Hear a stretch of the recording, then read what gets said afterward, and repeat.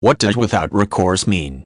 In a financial setting, without recourse means a buyer is assuming liability for a purchase with the creditor washing her hands of any credit risk. In a simple example, Jane writes a check to Jim.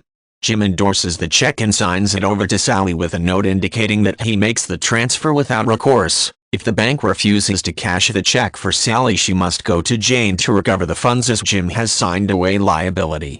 This situation can come up in many kinds of transactions where an endorser signs a financial instrument over to a third party. Accepting something without recourse can be risky unless the buyer is confident that the financial instrument will be honored. If there is a problem, the person who sold it is not liable and takes no responsibility for helping the buyer recover damages.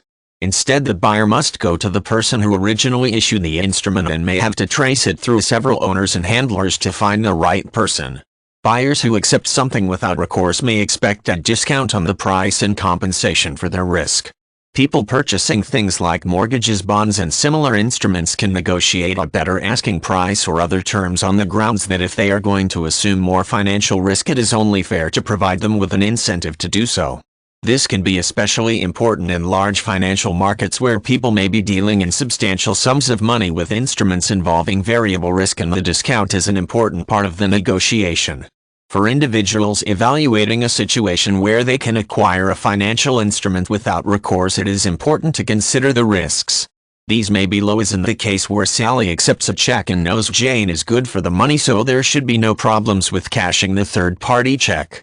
If they are higher, the buyer may want to think about how to recover damages in the event of the problem and whether the deal being offered is fair and reasonable.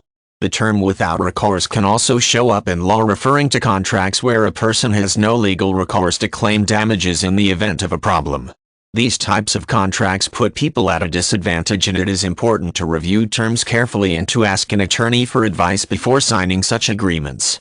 Once people have committed to accepting full liability by signing the contract, they cannot back out unless they were deceived in some way and can prove it.